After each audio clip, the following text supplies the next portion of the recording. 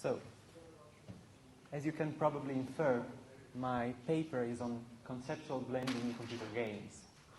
I'd only like to point out something. Those of you who expect a rather thorough treatment of conceptual blending in computer games will, I fear, be disappointed from my presentation. As a matter of fact, I've chosen to discuss a rather small subtype of conceptual blending, which I will call septual blending. Septual blending in computer games would probably have been much more accurate as a title. The reason I've decided to keep the original formulation is that conceptual blending allows me to maintain a strong connection with Fauconnier and Turner's big book, to which my work is much indebted. So, let's see what I'm going to do. In the first place, I'll present the basic aspects of Fauconnier and Turner's The Way We Think. I'm pretty sure you know them well enough, but let me just rehearse them briefly so smoothly in my presentation. I will also try to draw your attention to what I regard as Fauconnier and Turner's single most insightful claim, the idea that we live in a blended world. Then, I'll introduce my own category of septual blending and illustrate it by referring to a number of cognitive scientific sources. Moreover, I'll mention the structural, as opposed to mimetic, resemblance between the way we experience the world and the way we experience aesthetic artifacts, including computer games. By doing so, I will pave the way for what I like to think of as an inactivist aesthetics. This, I promise, will be my last theoretical step. As to computer games, I'll try to show that they construct blended worlds, that is, worlds structurally similar to the one we live in. In particular, computer games integrate an environment, a world, a fiction, some affordances. Affordance is obviously Gibson's term for an opportunity of interaction. As we'll see, it is also the blanket term through which I intend to capture both the rules of the game and, in case there is one, the narrative it tells. It seems to me that this integration occurs at the level of the interface, and in particular of what I will call the 2.5D interface. Eventually, turning to my main case study, Assassin's Creed, I'll contend that the interface actually shown on the screen refers to a larger hermeneutic space where the interaction between player and game takes place. This hermeneutic space is also blended. Well, let's get started then. It is well known that historically the idea of conceptual blending has its roots in metaphor theory. However, whereas metaphors are slender projections from a source to a target domain, blends are giant creatures sprawling across at least 4 mental spaces, as you can see here. 2 input spaces, roughly corresponding to target and source in metaphors, a generic space which contains the abstract mental structure underlying both input spaces, and the blend proper, where the inputs are brought together despite their often clashing organizing frames. The blend is by far the most interesting mental space because emergent structure develops in it. One of Fauconnier and Turner's pet examples, the personification of death as the Grim Reaper, sets up a complex integration network in which the scythe is associated with death, whereas it is used to read plants, not people, in the input space of harvesting, and it doesn't even appear in the input space of death. This association of scythes with death has become culturally entrenched, to use Fauconnier and Turner's preferred term. In a way, this would support Fauconnier and Turner's claim that we live in a blended world. The idea dawns on them a few pages before the end of the book. The passage is so profound that it deserves to be quoted in full. Blending, they write, is not something we do in addition to living in the world. It is a means of living in the world. Living in the human world is living in the blend. The fact that scythes usually have negative connotations, culturally mediated blending. On the contrary, septual blending works at a very basic level. From Talmi's very convincing attempt at questioning the distinction between conception and perception. More in general, recent cognitive science has persuasively argued that concepts are one with the objects we perceive. On the one hand, Alva Noe has contended that perception depends on our practical, proto-conceptual understanding of our sensory-motor skills. For instance, an occluded object is perceived as virtually present because we know that if we changed perspective by moving our eyes or bodies, it would be in full sight. Thus, our perceptions are inherently virtual and to some extent conceptual. On the other hand, in Gallese's framework, concepts are ultimately based on embodied simulations, that is, on simulated potential actions or plans to act. After all, this is what conceptual blending is about. We tend to blend the objects of our perceptions with our concepts and vice versa.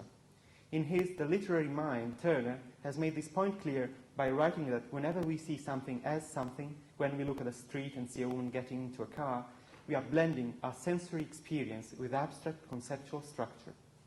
The main thrust of my argument is that the worlds projected by computer games are blended, since they rely on the player's perceptual blending.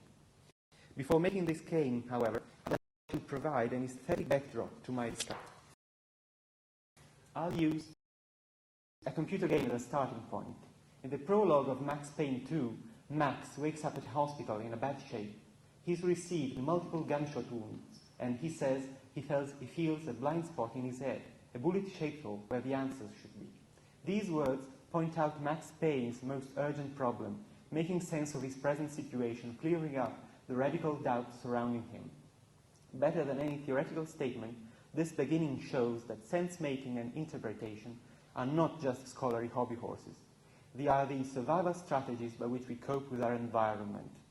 Describing what they call a cellular automata, Varela, Thompson, and Roche have argued that even its fairly simple structural coupling with its environment involves a minimal kind of interpretation.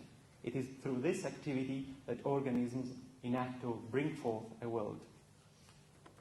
This coupling with an environment is, I contend, structurally similar to the way we approach aesthetic artifacts. These artifacts construct worlds and offer us opportunities of interaction with them in much the same way as a world does. What changes, however, is that they are necessarily limited in extent. They are bounded by rules, stories, frames, and so on, so that our interaction with them appears to be particularly meaningful. In fact, our engagement with these aesthetic artifacts is much like our engagement with the real world, hermeneutic. We try to make sense of them. I should probably mention here that, as Mark Johnson has repeatedly pointed out, meaning is embodied and, at the basic level, non-propositional. Unfortunately, there's no time to look at this key issue here. On the one hand, we have the feel of aesthetic artifacts. On the other, the constraints put on them by their creators. But this is an a posteriori illusory one altogether, since we are never given a fiction without some constraints. This means that we experience game worlds as blended constructs, where the rules and the story are seamlessly integrated into a fictional world. Espen Aarseth, however, has argued that game worlds are made up by fictional and virtual or simulational objects. His distinction boils down to what objects can be interacted with and what can't. For instance, the doors that can't be opened are fictional. Those we can open are virtual or simulational. Are we to conclude that game worlds are not fully blended? I don't think so. Consider this screenshot from Max Payne 2. This door would qualify as fictional in Aarseth's terms. But how is the player supposed to know that the door won't open? The red light on the switch next to it could be a clue. Indeed, it becomes one, but only when the player has understood that in this game, the red light signals that the door is closed. Since we are at the very beginning of the game, there's no other way than actually trying to open it. Through this trial and error process, the player familiarizes with the affordances of the game world. In fact, even realizing that the door can't be opened is a form of interaction. So if we wanted to preserve Aarseth's terminology at all costs, we could say that all doors in computer games are simulated, because their recognition as doors triggers specific plans to act, as defined by Gallese. If we didn't see a door in the screen, why would we even attempt to open it? Of course, Aarseth's dichotomy might be valid at some level. For instance, it is probably convenient for discussing how game worlds have been intentionally designed by those who made them. But it plays no role in the player's experience for the simple reason that there is no way to distinguish simulational and fictional objects a priori without actually playing the game. That is, getting to know its affordances. All in all, the objects we encounter in game worlds do not belong to two ontologically distinct categories, fictions and simulation, but make up a continuous, highly integrated, blended whole. As I've said, this blend concerns the rules of the game and its story on the one hand, the game world on the other. players quickly master the blended worlds of computer games. When playing Fallout 3, for instance, they immediately associate this hammer with its two affordances. We can add it to our inventory by pressing E, and we can grab it and move it within the game world by pressing Z. This is a severe limitation on the ready-to-handedness of the hammer from a real-world perspective, since in the real world, grabbing, collecting, and holding something in your hand are part of a sensory-motor continuum. However, players adjust rapidly to this constraint. With some practice, they come to regard it as an affordance. They understand that all objects in Fallout 3 can be interacted with in two ways. It is no chance that the two affordances are introduced in the tutorial and the protagonist is a small child. The learning curve is thus fictionally motivated. This conceptual blending, however, is assisted by a defining feature of computer games, their interface. Much work has been done on interface as metaphor, and also on conceptual blending in human-computer interaction. Now I'd like to bring the discussion one step further by examining how interface-driven conceptual blending works in computer games. What I find interesting about computer games is that the graphical interface has an ontic rather than epistemic function. I owe this distinction to Philip Bray. Unlike most computers, they do not extend and enhance our cognitive faculties directly, but they project worlds by generating a blend that structurally resembles the way we are engaged with the real world. And this engagement is, again, hermeneutic. Now, consider this screenshot from World of Warcraft. Some of its interface elements draw on the standard HCI conventions. For instance, the window and the button at the edges of the screen. Other elements are based on various cultural interfaces in Lev Manovich's phrase. The space inside the window is designed to resemble the yellow page of an old book, while the map looks like a pre-digital map. More interesting is, from my perspective, the yellow circle on the ground and the exclamation mark floating over the goblin. These elements do not seem to belong to the game world, since they are clearly symbolic or indexical in nature. But the point is that these elements do not belong to the interface either, since they are clearly positioned within the game world and are, at least to a certain extent, represented three-dimensionally.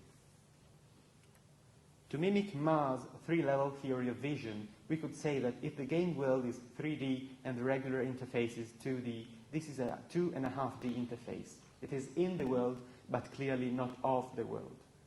Another example of 2.5D interface is the crosshair. In first-person shooters, the flux of visual experience is structured by the crosshair at the center of the screen.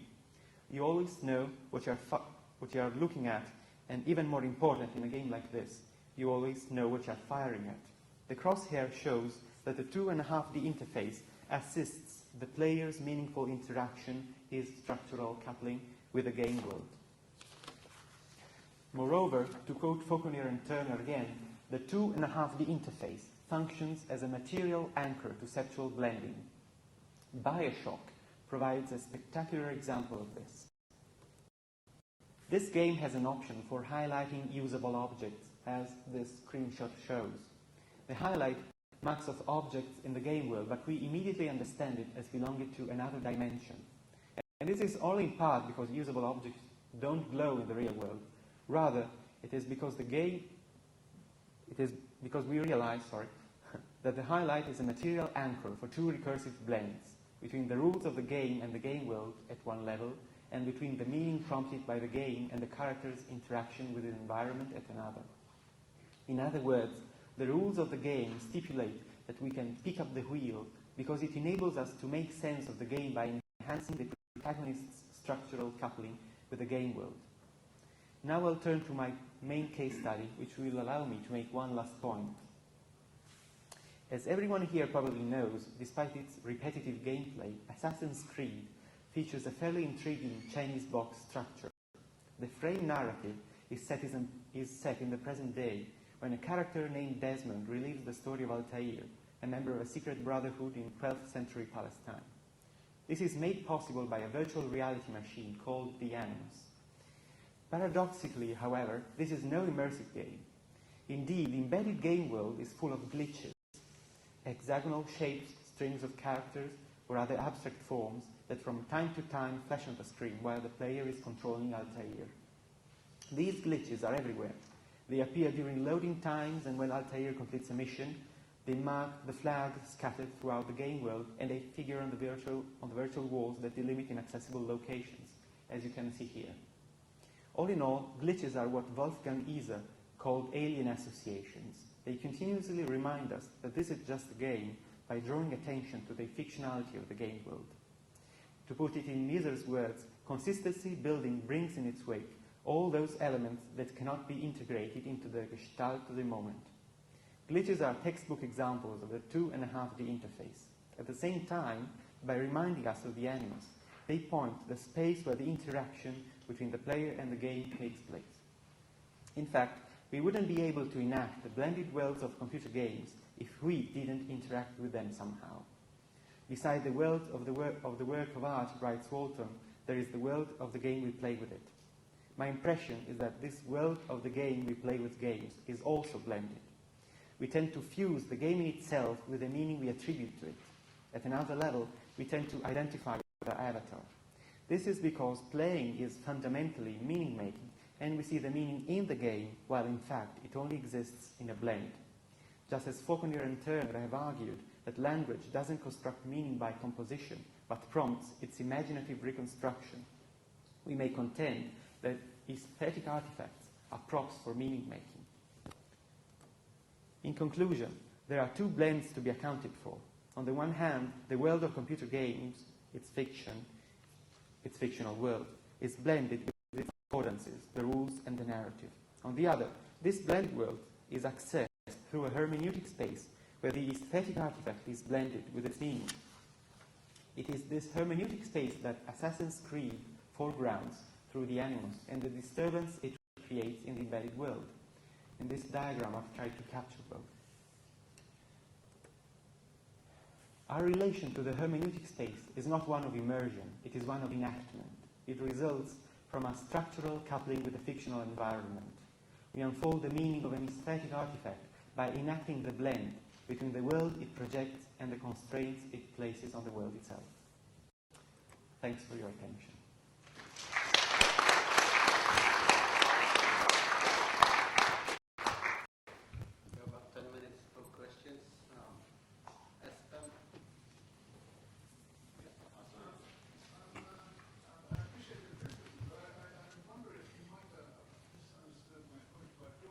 Because clearly, if you can simulate a door, you can also simulate a locked door. And that Sure. would be enough to make it fictional in my hopefully not anybody else's point of view either. So wouldn't it be if it was locked or not as a criterion. But rather whether through playing people can see what it as openable or not. That is to me a very important difference. So it will also apply to doors in this room, for instance. If there was a painted door which was made to look like a door. And in which case you claim that the door is fictional then? So far as there is clearly nothing we can do with it as a door. I said it's purely. What's the difference, between a closed door and a fictional door in this case? Well, in any case, it would be a door that is closed can be simulated as being closed. Or also have openable qualities as simulation, whereas a fiction wouldn't have that. Okay, but I can't imagine a case in which in a game world a door could be fictional in your sense. What would be your example then?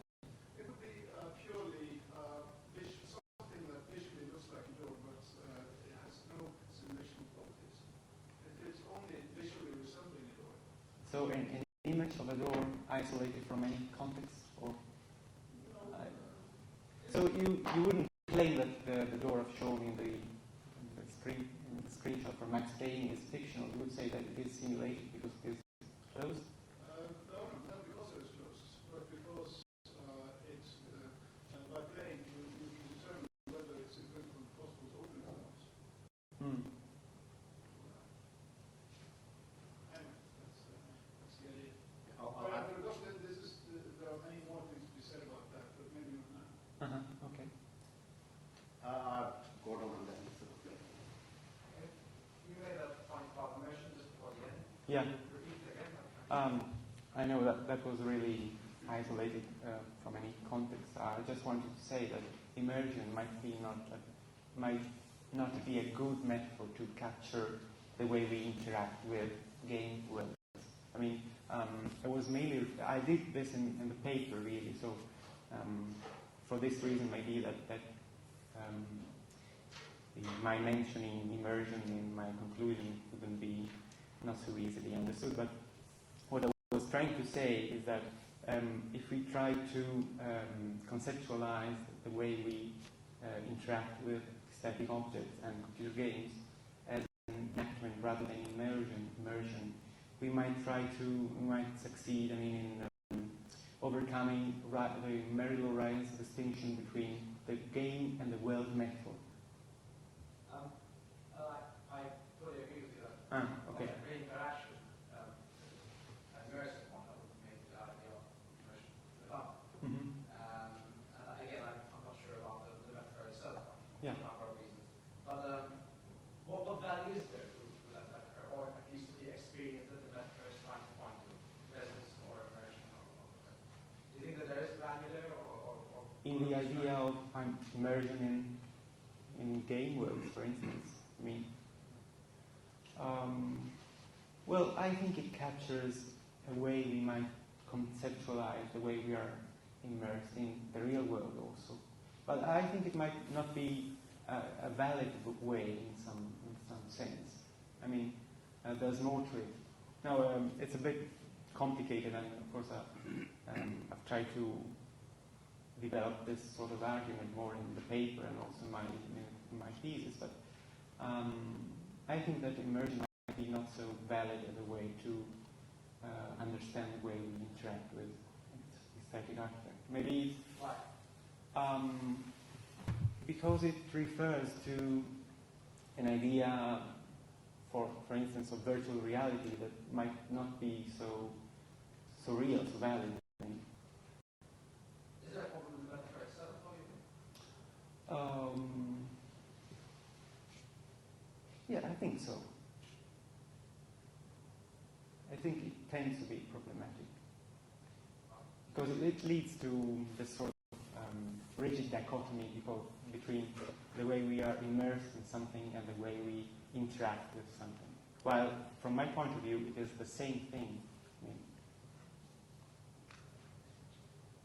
I really applaud any use of conceptual metaphor theory on video games, just because I believe it's really a key to a lot of many questions, which is why I'm wondering why you sort of, I don't know, provide the brakes on with my field, because I think it can be more bold and even more rigorous in applying conceptual metaphor theory. I guess that if, say, Turner would look at the Assassin's Creed example, he would say, yeah, well, that interpretation of sort of glitches coming from some alien source is yet another input space. Or if you're talking about immersion, you will say, yeah, exactly. The fact that the computer figure moving and you're moving the mouse and your mental imagery of your body moving to the right, that mouse movement and that mental image of the body movement are yet other input spaces that all come together in that blended space, which leads exactly to the effect of immersion that you're talking about. So I was just wondering why you didn't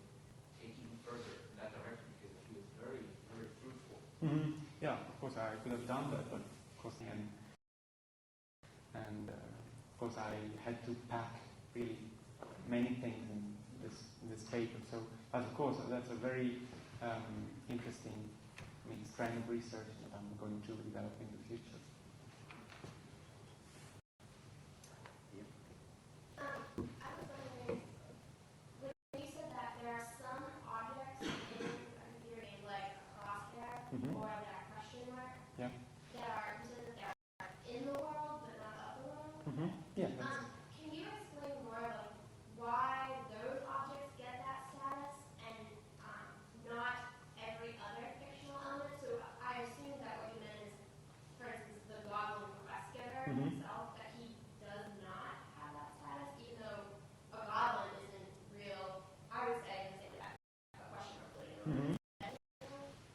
But for instance, because the goblin doesn't seem to notice the question mark over his head. I mean, but you noticed the goblin, right? Sorry? But you noticed the goblin. Yeah. Are Sure. you saying that most when you're playing the game, you might forget the goblin's fictional status in a way that you wouldn't forget the question mark's fictional status? No, no, that's not what I'm saying. I'm just saying that I can see a difference, if you want, ontological difference between the question mark and the goblin itself. It seems very evident to me. Because, for instance, the question mark can become an exclamatory mark. No? Yeah, no, and I think I know what you're aiming at there. I was just wondering if you could sort of articulate what exactly that difference is a little bit more. Oh, not that easy. Yeah. We're saying something about identifying the avatar. Mm-hmm, yeah. Sure. I just wanted to say that in this sort of hermeneutic space, which doesn't exist anywhere, it is sort of theoretically needed by our interaction with the games. That is, it is in this hermeneutic space that we can interact with that we can identify with our avatar. But are we identifying with us? Sorry? Are we in fact identifying with our avatar? In some cases, yeah. In what ways was that? Well, for instance, players tend to tell what happens to them while playing games in a first-person perspective. Yeah, but So this, to me, implies that in a way they are inside the fictional world. You wouldn't agree with that? I'm just saying that because yes, players are need to become telling their stories in first person perspective because they experience them in the first person perspective. Yeah. Like I'm waiting for losing or like but that doesn't entail that I'm identifying. Mhm. But perhaps I meant something different with the identification. I mean, I'm not really, at the moment, I'm not really a scholar of identification. But I just wanted to say that players tend to transport into the fictional world and, in a way, become one with the body of the character that is represented there. That's what I meant by identification, perhaps. Can I enlist myself for a quick question? Does that mean a vehicle also, a racing car? Mm-hmm. Yeah. So it's not to do with identification with Yeah. characters. Yeah. So that is maybe a little bit talking about different types of identification. Mm-hmm. Yeah, I don't mean psychological or emotional identification. It does mean, in a way, a theoretical recollocation or reposition of the player into the fictional world. That's what Gehrig means by transportation, I think. Okay, thank you.